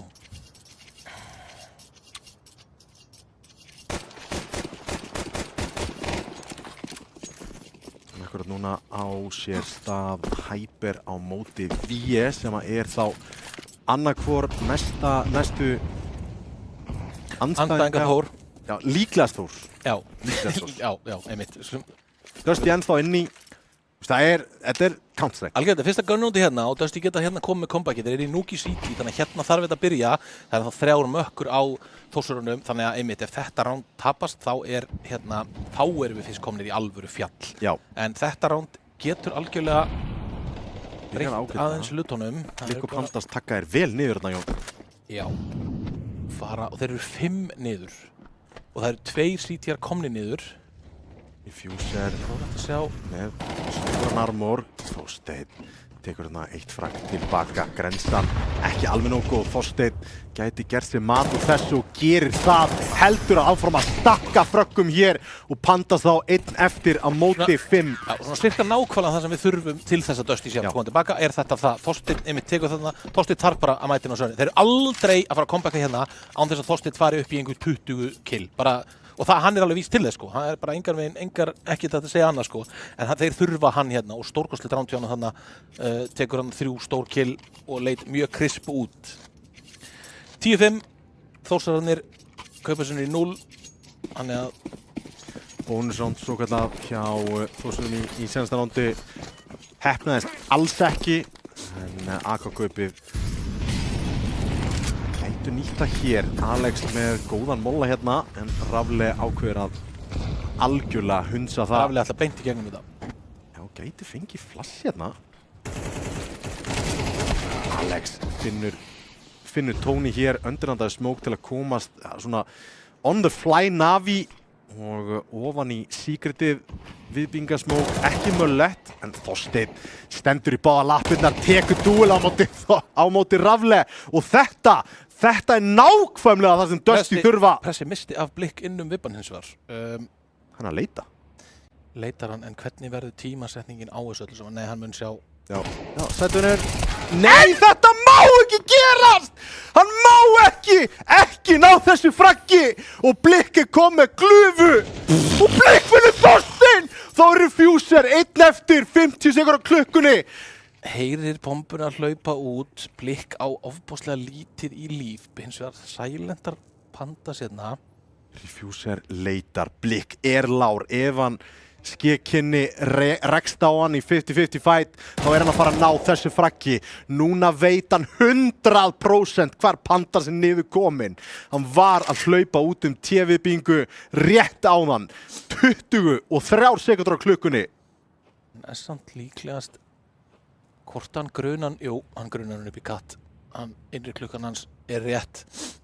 Fuser ekki 100%. Og missir hann þetta örlítið frá sér. Skildi Pandas gruna hann sé kominn svona nálagt.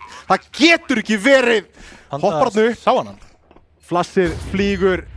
Og dúelið kemur 10,5 og þetta Blikk alveg í gegn að vinna þetta ráð. Já, þetta bara algjörlega þannig. Blikk þannig búin að vera mjög hæglátur hérna. Tók hann 202 kill í fyrirháleiknum, sást annars lítið, gerði lítið sem þurfti þessir ekki með leiðin sína. En þarna tekur hann sko, og þetta aumingjapressi, þetta ofboðslega mikill blöndir. Hann sér hann og svona doppelteikar af því hann í rauninni ekki viss að hann sé að sjá hann. Fer þá skjóta hann og í rauninni, ég held að hann panikki leið og hann drepi vin hans. Af því þá veit hann upp á sig sökina. Þú veist, ég held að Potter því hann sjá glýta fyrir það á killinu og þá bara svona, shit. Þú veist, gleymir sér í skotunum og Blikk snýr sér við, en Blikk hins vegar, það ekkert grín að hitta seinna. Blikk low, snýr sér við og klaffar hann í hausinn. Þetta er nákvæmlega playið sem hann fær borga fyrir. Nýtir sér glufuna og býr til rándið og kremur niður sjansinn sem að Dusty og bara byggja sér upp. Já. En það Þorsteinn á M4-unum sem heldur áfram að raða inn fröggum. Rafle með rífrakki þarna. Alex að reyna að krækja sér í AK. Mjög áhugavert. Þorsteinn að henda bara viðbyggingasmóknum af Navi-smókvegnum, en það aftur á móti frábær smók. Hann coverar fyrir, hann coverar viðbygginguna, hann coverar íþróttaangólið ef þú ert uppið viðbygginguna í rauninni ekki alveg hægra megin. Þannig að þú getur farið mikið í kringum hann og spilað í kringum. Þetta mjög góð smók til að nota sem svona single lurk smók og það gaman að sjá það að gera þetta. mann eftir ég hafa notað þetta fyrir samt sko fyrir fann hennan smók bara að þá fannst mér hann mjög skemmtilegur upp á þetta 2v2 hérna. Já, 2v2, bomba komið niður, vita af Icy Spicy í glugga, það frábært 1-2 hamarshögg frá Þorsteini og Icy Spicy og þetta 7. rándið til Dusty. Algjörlega. Ná að spila sig þarna inn í rándið eftir að hafa mistið í smá spól. Jep, Icy Spicy að toppraka fyrir þarna 14-14 og búinn að vera bara mjög fínn í þeim rándum sem á unni, þá hann búinn að vera með hérna eitthvað í þeim og einmitt Þorsteinn farinn hérna úr 2 fröggum upp í 9 á 3 rándum. Já, average að 7 kill í 3 rándum. Já, average að 2K í þessum rándum og þú veist, eins og þú sagðir, þú gætir ekki orðað betur. Ef hann ætlar ekki verið inn á serverinum, þá geta þér alveg eins ítt á Q, tab og enter. Já. 11-6, Þórsararnir með 1 gali, Þórsararnir köfur sinni í 0. Þeir kláruðu peningin á Þórsararnir í þessu rándi, en þá spurningin eins vegar pressi með autoshotgun. Skemmtilegu smók líka þarna, þetta Já, Runa væntanlega angulið upp á pressi með fyrsta, getur nýtt autosökkurina gríðalega vel þarna. Gott util hjá Icy Spicy og þá raflega 1 eftir. M4 í höndunum, brýtur þarna hefði geta fengið skemmtilegt angul þarna, en autosökkurinn og Þorsteinn á M4-unum. Þorsteinn núna komin upp í 10 frögg. Algjörlega, nú þetta er bara 4 ránd í mismun hérna. Þórsararnir í terri núk, þannig að þetta alveg séns hérna fyrir Dusty. Smíða saman þetta comeback. Algjörlega. Og búin að líta mun betur út núna í bara hérna seinustu 2-3 rándum heldur en búin að líta út til að meirhlutina leiknum. Aðeins svona fannir einhvern veginn að syngast saman og spila ágætis Counter-Strike. Og Dusty komnir í þessi 7 ránd, enginn búin að ná yfir 6 ránd á þá. Þeir brutu þann múr, þannig að það vonandi einhver samkeppni hér. Dusty hins vegar að fara að taka móti innirössi hér. Flöstin eru góð en Icy Spicy á góðan skaða hérna. Það Þorsteinn og pressi sem að hjálpa þarna verulega til. Og 11-8. Þetta var ekki ránd sem að þeir voru að kasta út í ekki neitt. Þeir voru að fjárfesta inn í þessu rándi og það ekki mikill peningur á Þórsurum. Nei, Þórsararnir eru búin að lenda í hérna smá economical hólu þegar þeir tapa hérna vinna 1 ránd og tapa, þeir eru búin að vinna þarna pistólinu og svo tapa þeir og þannig að peningurinn er búin að vera mjög þungur hjá þeim í rauninni allan þennan hálfleik fyrir utan rétt í byrjunni kannski. Fróld að segja hérna full kaup, hvað þeir gera, þeir eru búin að vera, ég er búin að vera mjög svona, þó að Þórsararnir sé ekki ná mikið að targa þeir sem eru með af hugmyndum ég mjög hrifinn af, þessi smók þarna áðan sem lendi þarna nákvæmlega þarna fyrir framan Tetris-kassan, hann er mjög cool til að fara út á stálið þegar þeir fóru lendi autosökkurinni, þannig að Þórsararnir með koma hérna með Gæti verið skemmtilegt að leira með molla kannski upp á gula, upp á gula.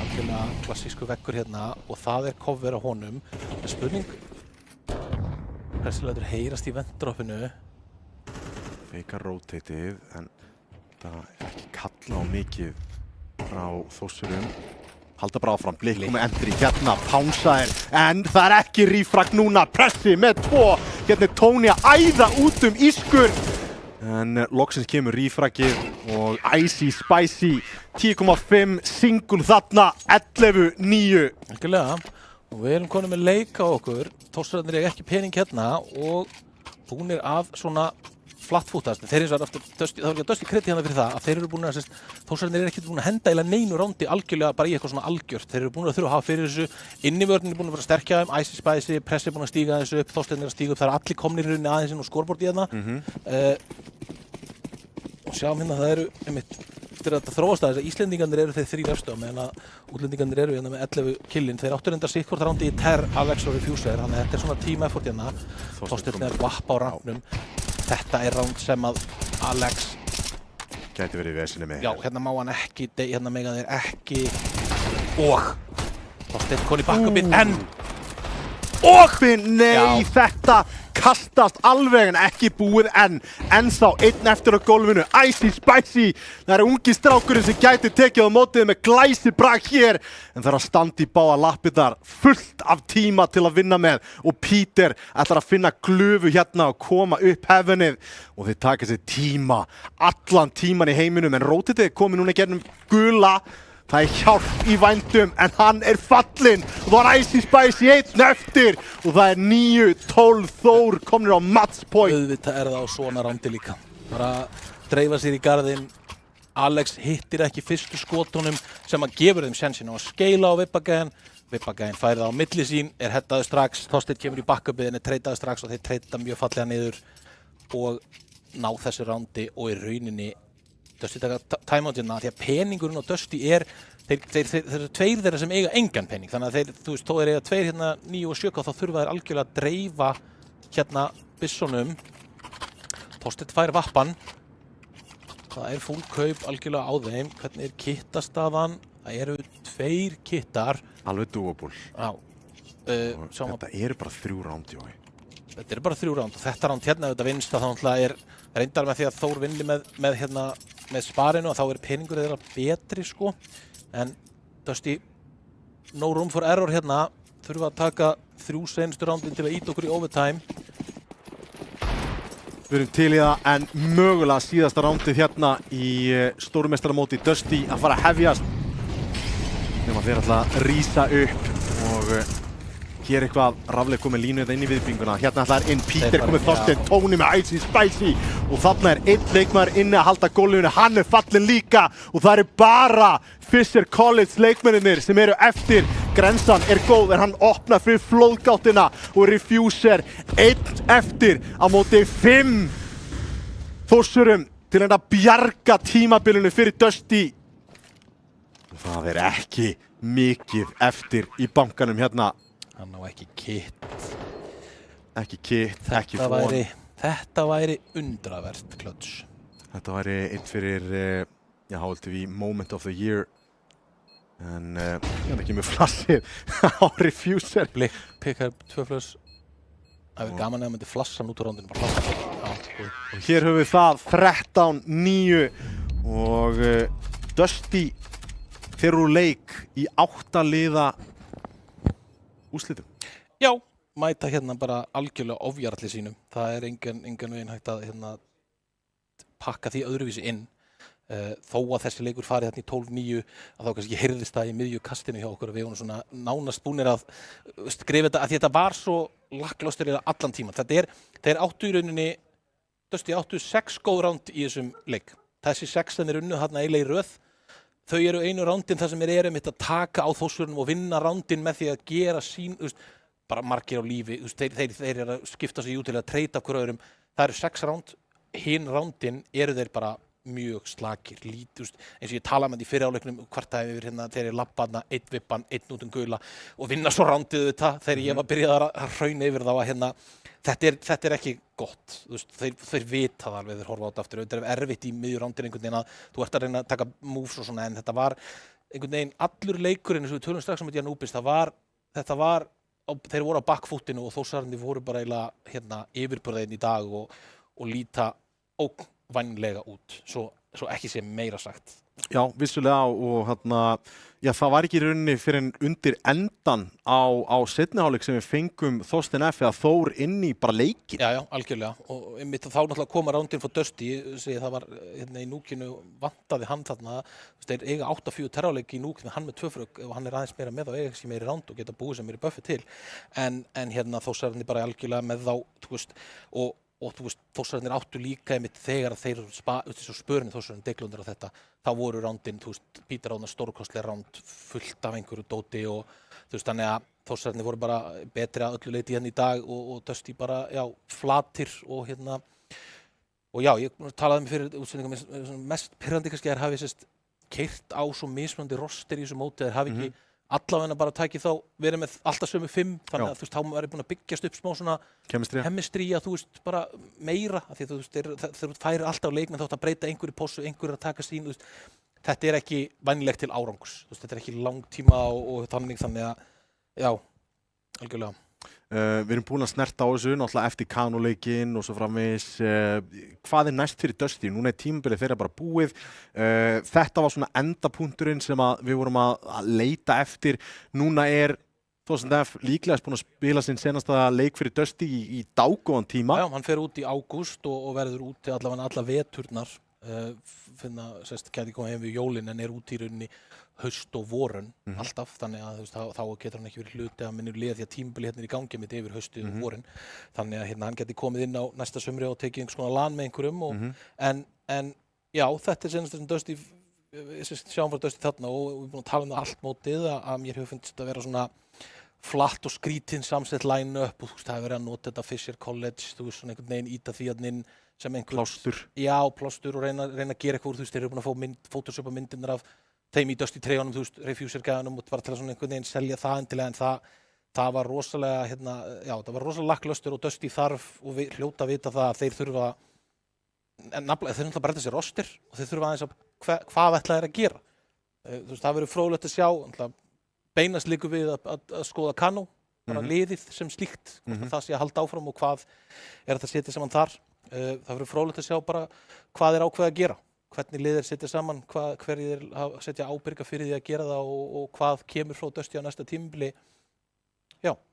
Þeir hafa náttúrulega verið með hennan franchise leikmenn í Þorsteini sem hefur verið að púsla saman og svo framvegis og hafa hann ekki lengur, en hver er MVP-inn minn í seríunni heilt yfir? Það vinur minn, Pétur Örn Helgason.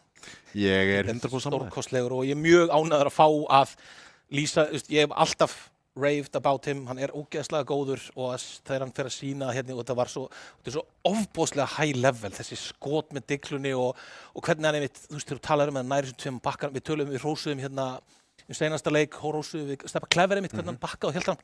Peter gerði nákvæmlega sama, bara gjörsamlega færa á sig 3-4 gæja, særið á hægri vinstri, ógeðslega erfitt að hitta hann þegar hann fara hana niður og bara bara 100% MVP frá mér og bara gaman að geta gefa verðskulda. Ég hefði alveg geta gefa honum bara af því að þetta er Peter vinur minn en verðskulda hann var bara stórkostlegur í hérna í dag og bara statsarnir ættu að bakka það upp þegar við lítum við þá fyrir rest Samanlega það smá taktur í honum, smá rhythm. Algjörlega, smá rhythm. Við eigum hins vegar bracketinn til akkurat núna, hvernig búin að púsla saman hingað til og Dusty voru að sigra rétt áðan sinn leik, Vega unnu sinn leik á móti Fylki og við sáum að sjálfsögðu á þriðjudaginn Saga taka Kano og núna Þór annarkvort að fara að mæta Víe eða Hyper. Það spurningur að þau getur fengið í eyrun hvernig sá leikur að fara. Það var allavega það var 5-3 í fyrsta mappi eftir að Þór Dusty var fyrsta mapp var búið. Já, tók stuttan tíma. Já, og ég myndi halda að þeir séu bara nýbúin með fyrsta mapp. Þannig hvernig að spila. Já, hérna Hyper vann fyrsta mapp. Hyper vann fyrsta mappið. Þetta eru þínu menn. Þetta eru mínu menn og ég fór út á þetta og sagði þetta. Ég hafði trúað að þeir myndu geta tekið við hérna og bara vonandi að þeir klárið á þeirra vegna. Fá þá verðlaunin að fara og spila móti Þór á 50 daginn. Veit ekki hvernig verðlaun það eru. Við erum að fá í eyrun að þetta sé öfugt og ekki Þór á þriðjudaginn. Já, á þriðjudaginn. Þá þarf að laga það allavega. En ok, verðlaunin verður Bítar einu. Bítar einmitt einu af því að ég held að eftir þetta að Þórsararnir einmitt undanúrslitaleikunum sama hvort þeir mæti Víe eða Hyper. Þá eru þeir absurdly favorite þar, sérstaklega sem eru búin að spila hérna. Ég held að þeir að spila á móti báðum liðunum einmitt í Sviss og einmitt fóru ekki yfir 6 rándin einn andstæðingur. Þannig að Þórsararnir eru stefna hraðbyr í úrslitaleikin. Mæta þar myndi ég nú Vega Saga mjög góð leikur. Það verður skemmtilegt. Það verður mjög skemmtilegt. Ég get ekki sagt til það, spilaði mitt í gær með Magavírus og Rufflu og þá spurði þeir mitt út og voru að pæla í þessu aðeins og svona spjallum þetta. Ég sagði ekki að sagt til það, mér finnst þetta mjög jafnt í rauninni þannig sé á pappír og mjög fróðlegur leikur að sjá. Þetta eru allavega 2 lið sem ég held gríðarlega mikið upp á. Ég svona sammála því. Sambandi Vega og Saga hafi gennum tíðin alltaf skemmt mér gríðarlega mikið þannig að þetta verður skemmtileg viðureign og ég verð eiginlega bara ákveða á game day bara hvernig ég held að þessi leikur fari og spái en við ætlum allavega að minna á 31. Þá verður úrslitakvöldið hér og það verður heljarinn að Húlumhæ. Við báðum verðum inn í settinu, fáum góðan gest til okkar sem að, við erum búin að ákveða hver Já. Eigum bara eftir að spyrja hann. Já, við erum bara eftir að spyrja hann. En Já, ekki láta ykkur vanta þá, við höldum áfram á þriðjudaginn hins vegar og já, þá það fjórðungsúrslitin, undanúrslitin fyrir þetta úrslitakvöld Best of 5 sem að spilast 30. og 1. Ekki láta ykkur vanta að horfa á allt CS sem í boði og við sjáumst á þriðjudaginn. Takk fyrir kvöldið.